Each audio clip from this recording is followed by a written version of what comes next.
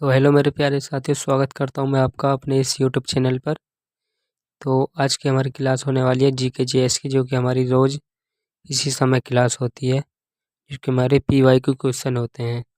चलिए अपनी क्लास को स्टार्ट करते हैं।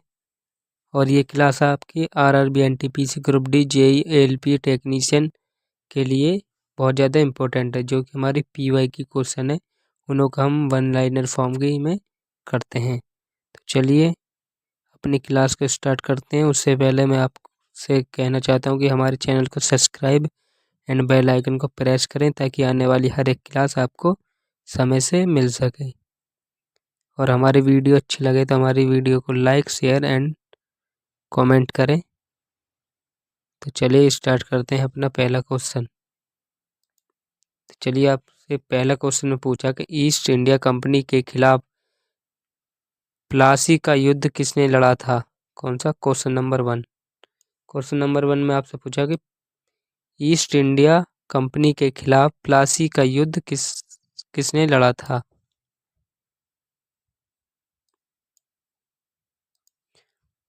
आप बताएंगे कि ईस्ट इंडिया कंपनी के खिलाफ प्लासी का युद्ध किसने लड़ा था।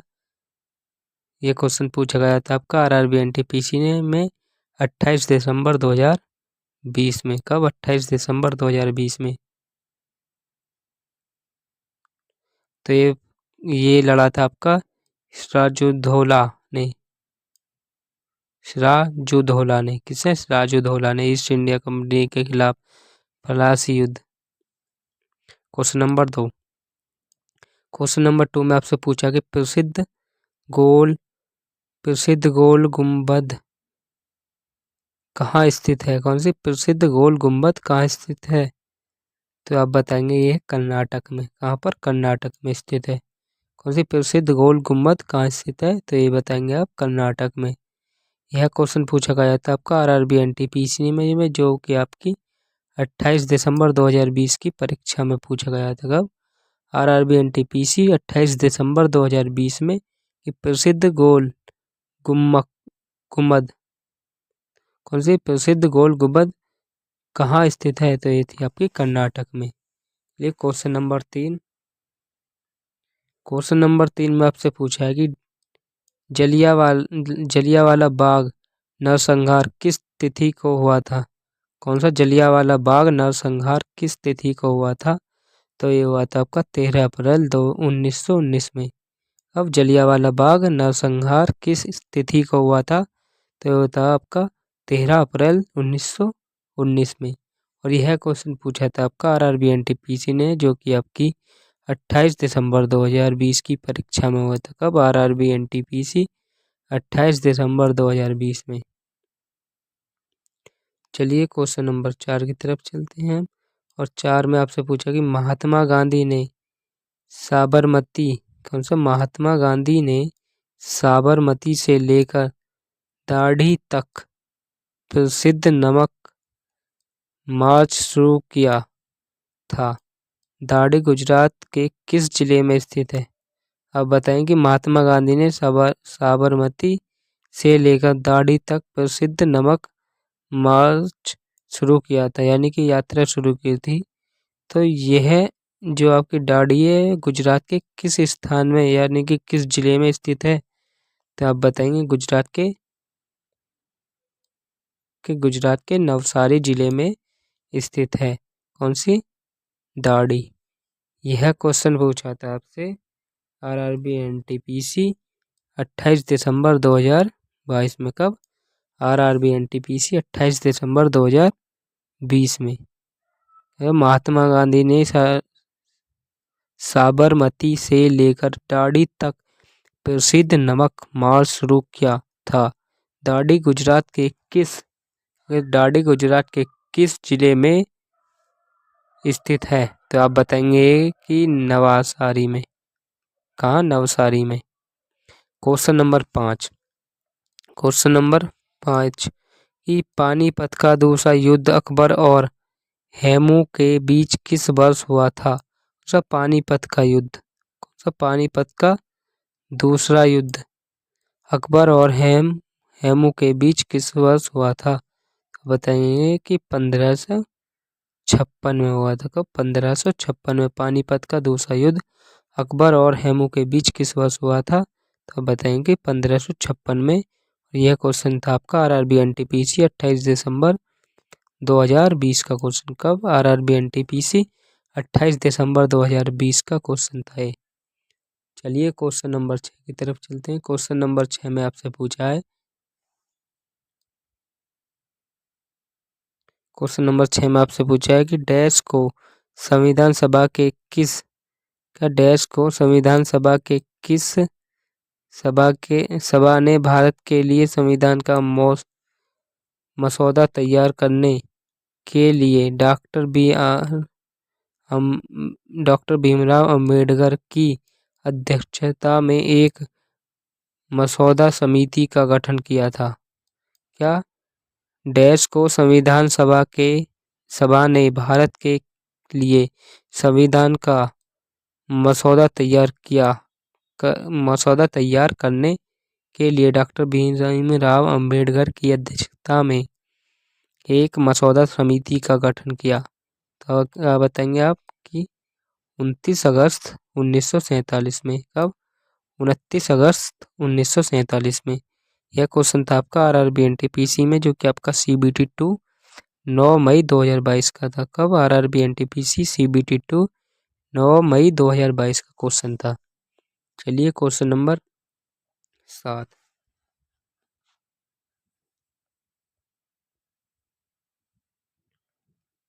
क्वेश्चन नंबर 7 में आपसे पूछा गया कि डैश ने, क्या? क्वेश्चन नंबर 7, डैश ने चित्तौड़गढ़ में महसूद खिलजी को पराजित किया और विजय स्तंभ स्थापित किया? किसने? कि डैश ने चित्तौड़गढ़ में महसूद खिलजी को पराजित किया और विजय स्तंभ स्थापित किया। तो ये बताएंगे आपका राणा कुंभ। कौन? राणा कुंभा। तो ये क्वेश्चन था आपका आरआरबी एनटीपीसी, जो कि आपके सीबीटी 2 में 9 मई 2022 की परीक्षा में पूछा था। कब? आरआरबी एनटीपीसी सीबीटी 2 9 मई 2022 में। ये क्वेश्चन नंबर 8। क्वेश्चन नंबर 8 में आपसे पूछा है कि रणवेद 1028 का रणवेद 1028 सूतों का एक संग्रह है जो मंडलों में विभाजित है। बताइए आप कितने मंडलों में विभाजित है? तो ये आपका 10 मंडलों में। कितने में? 10 मंडलों में। यह क्वेश्चन था आपका आरआरबी एनटीपीसी, जो कि आपका सीबीटी 2 में और 9 मई 2022 की परीक्षा में पूछा था। कब? आरआरबी एनटीपीसी सीबीटी 2 9 मई 2022 में पूछा था। तो चलिए हम नेक्स्ट क्वेश्चन की तरफ चलते हैं और क्वेश्चन नंबर 9। क्वेश्चन नंबर 9 में आपसे पूछा है कि हुगली नदी के तट पर अंग्रेजों द्वारा पहली व्यापारिक कोठी में स्थापित की गई थी। क्या? हुगली नदी के तट पर अंग्रेजों द्वारा पहली व्यापारिक कोठी में स्थित की गई थी। बताइए कौन सी सन में स्थापित की गई थी हुगली नदी के तट पर अंग्रेजों द्वारा पहली व्यापारिक कोठी? बताइए कौन सी सन में? तो ये कही गई थी 1651 में। 1651 में यह क्वेश्चन पूछा था आपका आरआरबी एनटीपीसी ने सीबीटी 2 में, जो कि आपकी 9 मई को ही परीक्षा हुई थी। कब? 9 मई 2022 में ही। चलिए क्वेश्चन नंबर 10। क्वेश्चन नंबर 10 में आपसे पूछा है कल्हड़ की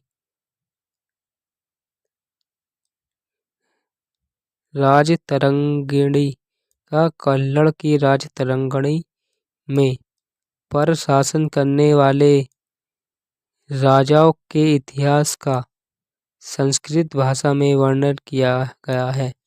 तो आप बताएंगे कि कश्मीर में। कहाँ पर? कश्मीर में। यह क्वेश्चन था आपका आरआरबी एनटीपीसी सीबीटी 2, जो कि आपका 9 मई 2022 में होता है। कब? आरआरबी एनटीपीसी सीबीटी 2 9 मई 2022 में। ये क्वेश्चन नंबर 11। क्वेश्चन नंबर 11 में क्या पूछा आपसे? कस्तूरी मृग यानी मस्क डेर का प्राकृतिक निवास स्थल कहाँ है? कौन सा? कस्तूरी मृग का प्राकृतिक निवास स्थल कहाँ है? आप बताएंगे कि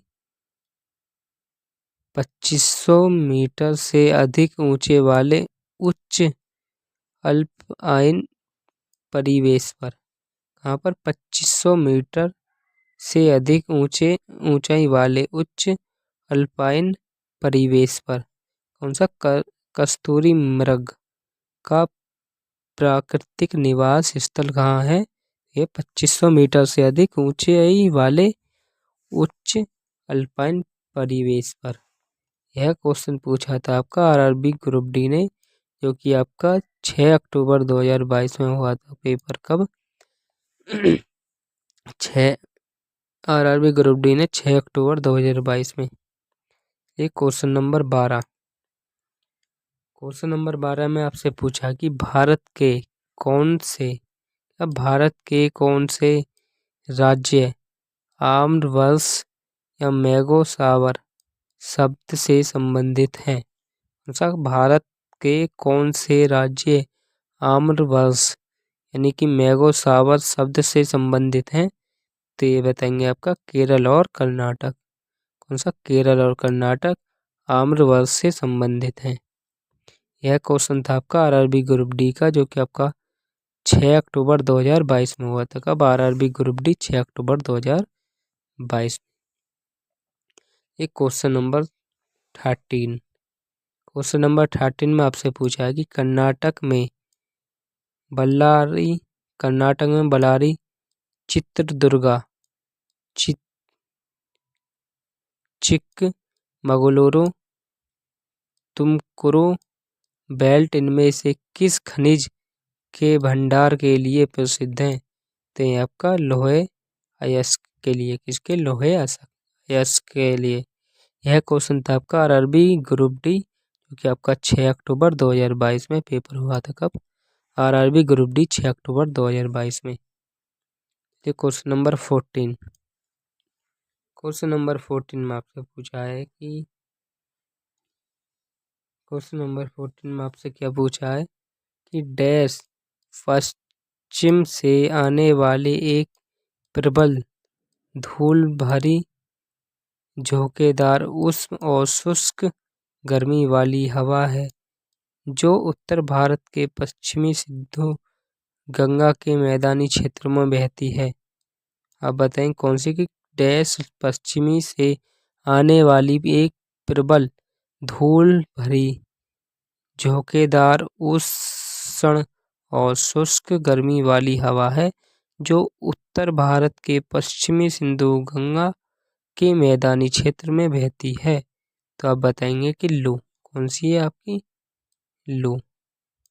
यह क्वेश्चन था आपका आरआरबी ग्रुप डी, जो कि आपका 6 अक्टूबर में ही 2022 को पेपर में हुआ था।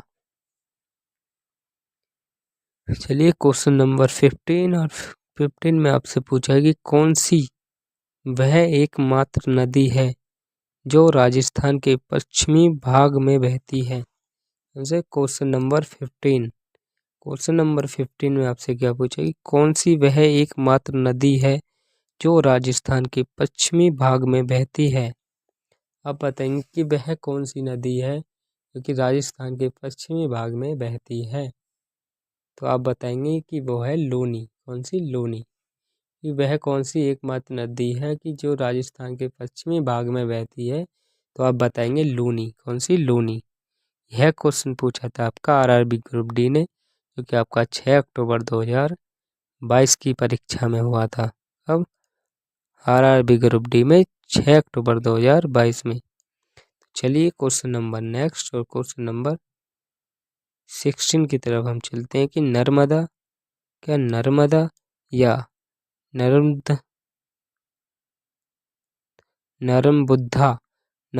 नर्मबुद्धा मध्य भारत की एक नदी है जो डैश राज्य में अरब सागर में मिल जाती हैं। आप बताएं कि नर्मदा या नर्मदा, नर्मदा या नर्मदा मध्य भारत की एक नदी है जो डैश राज्य में अरब सागर में मिल जाती हैं। तो वो है आपकी कौन सी? गुजरात। कौन सी? गुजरात। यह क्वेश्चन पूछा था आपका आरआरबी ग्रुप डी ने, जो कि आपका 7 अक्टूबर 2022 की परीक्षा में पूछा गया था। चलिए क्वेश्चन नंबर 17 की तरफ की वर्तमान में, क्वेश्चन नंबर 17 की वर्तमान में हम जिस कोयला का उपयोग करते हैं उन पादपों से प्राप्त होता है जो डैश वर्षों से पूर्व जीवित थे। तो ये आपकी 1 अरब से 1 अरब। यह क्वेश्चन था आपका आरआरबी ग्रुप डी, जो कि आपका 7 अक्टूबर 2022 की परीक्षा में पूछा था। कब? आरआरबी ग्रुप डी 7 अक्टूबर 2022। चलिए क्वेश्चन नंबर 18, और क्वेश्चन नंबर 18 में आपसे पूछा कि विश्व का सबसे बड़ा मैंग्रोव विश्व का सबसे बड़ा मैंग्रोव वन कौन सा है? कौन सा विश्व का सबसे बड़ा मैंग्रोव वन कौन सा है? तो आप बताएंगे सुंदरवन आरक्षित वन। कौन सा? सुंदरवन आरक्षित वन। यह क्वेश्चन था आपका आरआरबी ग्रुप डी का, जो कि आपका 7 अक्टूबर में 2022 की परीक्षा में आपसे पूछा गया था। और ये बहुत ही बेहतरीन क्वेश्चन है। आप इसे अच्छे से रिवाइज भी करें सारे के सारे क्वेश्चन को। एक एक क्वेश्चन आपके लिए बहुत ज़्यादा इम्पोर्टेंट होने वाला आरआरबी ग्रुप डी और एनटीपीसी के लिए तो रामबाण है एक एक क्वेश्चन। चलिए क्वेश्चन नंबर 19 की तरफ हम चलते हैं। और क्वेश्चन नंबर 19 में आपसे पूछा कि किस प्रमुख नदी तंत्र समूह द्वारा भारत के उत्तरी मैदानी का निर्माण हुआ था? किस प्रमुख नदी तंत्र समूह द्वारा भारत के उत्तरी मैदानों का निर्माण हुआ था?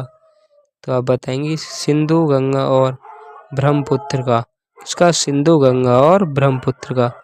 किस प्रमुख नदी तंत्र समूह द्वारा भारत के उत्तरी मैदानों का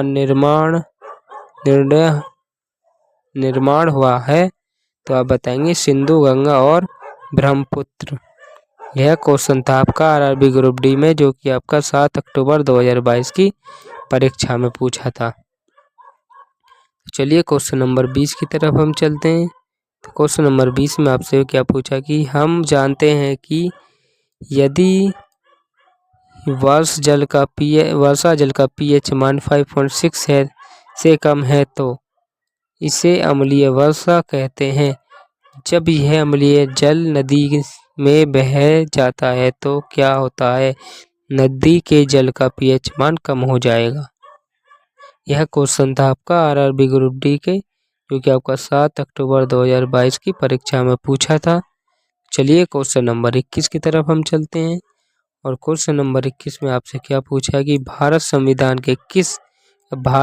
संविधान के किस अनुच्छेद के तहत सार्वजनिक नियोजन के मामले में अवसरों की समानता की गारंटी प्रदान की गई थी? तो ये थे आपका अनुच्छेद 16 के तहत। कौन सा? भारतीय संविधान के किस अनुच्छेद के तहत सार्वजनिक नियोजन के मामलों में अवसरों की समानता की गारंटी प्रदान की गई थी? तो ये थे आपका अनुच्छेद 16 में। यह क्वेश्चन पूछा था आपका आरआरबी एनटीपीसी ने, जो कि आपके 27 जनवरी 2021 की परीक्षा में आपसे पूछा गया था। ये क्वेश्चन नंबर नेक्स्ट, और क्वेश्चन नंबर हम चलते हैं 22 की तरफ की भारतीय संविधान का कौन सा अनुच्छेद सार्वजनिक रोजगार में समान अवसर का अधिकार प्रदान करता है? Question number 22। क्वेश्चन नंबर 22 आपसे क्या पूछता कि भारतीय संविधान का कौन सा अनुच्छेद सार्वजनिक रोजगार में समान अवसर का अधिकार प्रदान करता है? तो आप बताएंगे कि यह अनुच्छेद 16 में लिखा है। कौन सा? अनुच्छेद 16 में लिखा है कि अनुच्छेद 16 में क्या लिखा है कि भारतीय संविधान का अनुच्छेद 16 अनुच्छेद सार्वजनिक योजनाओं में सभी को समान अवसर का प्रदान करने का अवसर प्रदान करता है। अनुच्छेद 16 यह क्वेश्चन पूछा था आपका, जो कि आरआरबी एनटीपीसी ने 18 जनवरी 2021 की परीक्षा में पूछा था।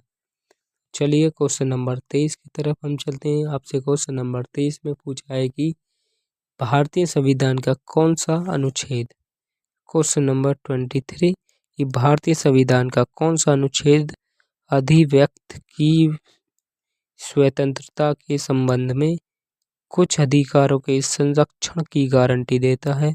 भारतीय संविधान का कौन सा अनुच्छेद अभिव्यक्ति की स्वतंत्रता के संबंध में कुछ अधिकारों के संरक्षण की गारंटी देता है? तो आप बताएंगे कि अनुच्छेद 19। कौन सा? अनुच्छेद 19 देता है।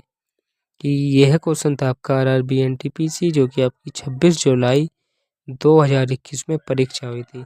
अब 26 जुलाई 2021 में। तो चलिए क्वेश्चन नंबर 24 की तरफ हम चलते हैं। और 24 में आपसे क्या पूछा कि भारतीय संविधान के किस अनुच्छेद में संसद के दोनों सदनों की संयुक्त बैठक से संबंधित प्रावधान किया गया है? कि भारतीय संविधान के किस अनुच्छेद में संसद के दोनों सदनों की संयुक्त बैठक से संबंधित प्रावधान किया गया है? तो आप बताएंगे कि अनुच्छेद 108 के तहत आपसे क्या पूछा था कि अनुच्छेद 8 में भारतीय संविधान में संसद के दोनों सदनों की संयुक्त बैठक से प्रावधान किया गया है। कौन सा? अनुच्छेद 108 में। तो यह क्वेश्चन था आपका RRB NTPC, जो कि आपका 30 जनवरी 2021 में हुआ था। और बिल्कुल सेम टू सेम क्वेश्चन आपका यही RRB ग्रुप डी में, जो कि आपका 9 फरवरी 2021 में हुआ था। तो लगभग 10 दिन बाद यही same to same question repeat हुए थे पिछली बार। तो एक एक क्वेश्चन पिछली बार का आपके लिए रामबाण साबित होने वाला है इस क्लास का। एक एक क्वेश्चन को बहुत अच्छे से देखें। चलिए क्वेश्चन नंबर 25। और क्वेश्चन नंबर 25 में आपसे क्या पूछा कि एक संक्षिप्त परिचयात्मक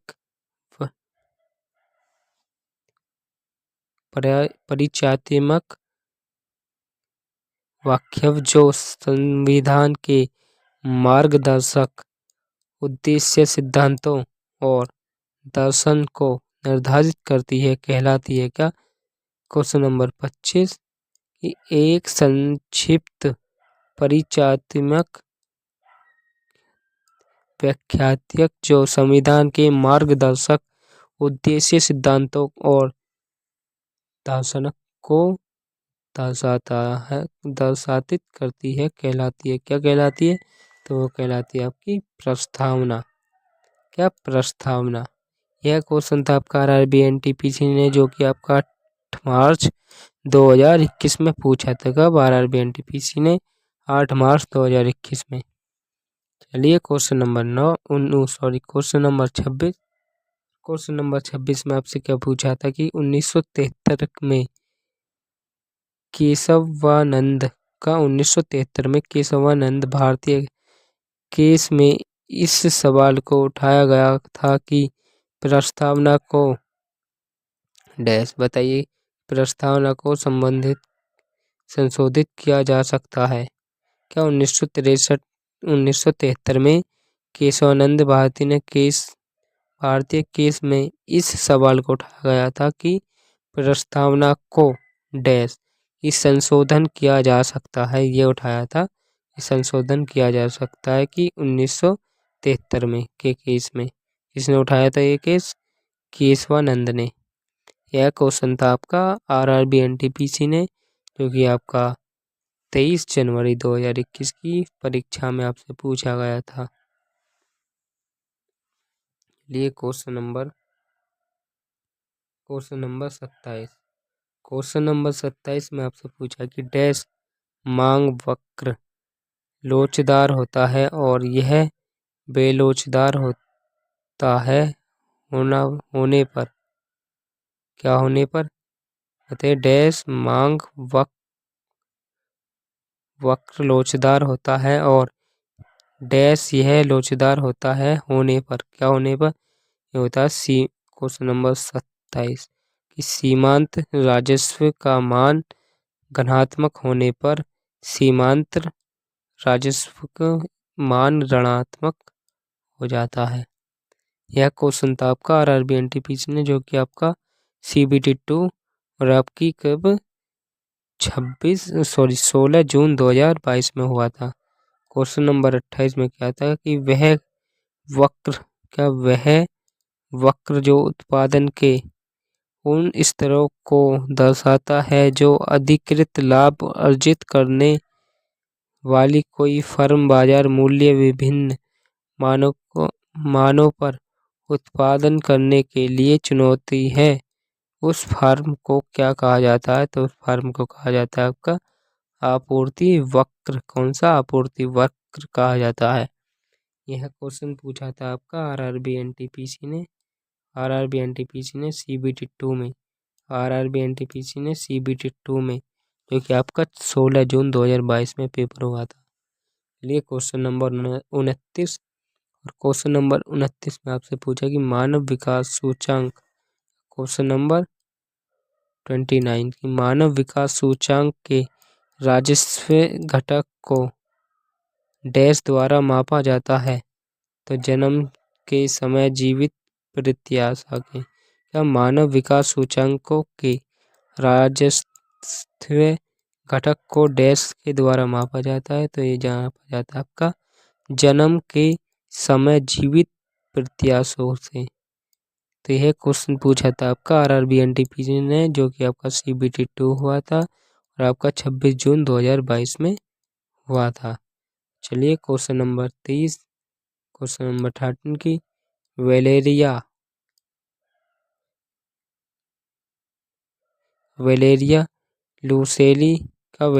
लुसेली को उसके किस उपन्यास के लिए अंतर्राष्ट्रीय डबलिन साहित्य पुरस्कार 2021 प्रदान किया गया है? तो आप बताएंगे कि लास्ट चिल्ड्रेन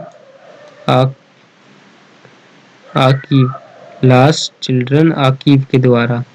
यह क्वेश्चन था आपका आरआरबी एनटीपीसी ने CBT 2 में, जो कि आपका 9 मई 2022 की परीक्षा में हुआ था। कब? आरआरबी एनटीपीसी में CBT 2 9 मई 2022 की परीक्षा में हुआ था। तो आज की क्लास में हमारे यही 30 क्वेश्चन थे।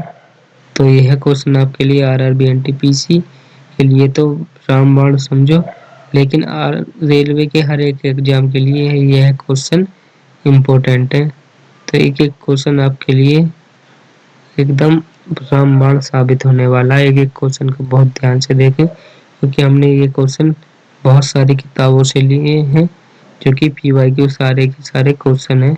तो हमने कई किताबों से छांटे हैं, तो इसलिए हमारी वीडियो को लाइक करें, कम से कम हमारी मेहनत के लिए तो लाइक करें।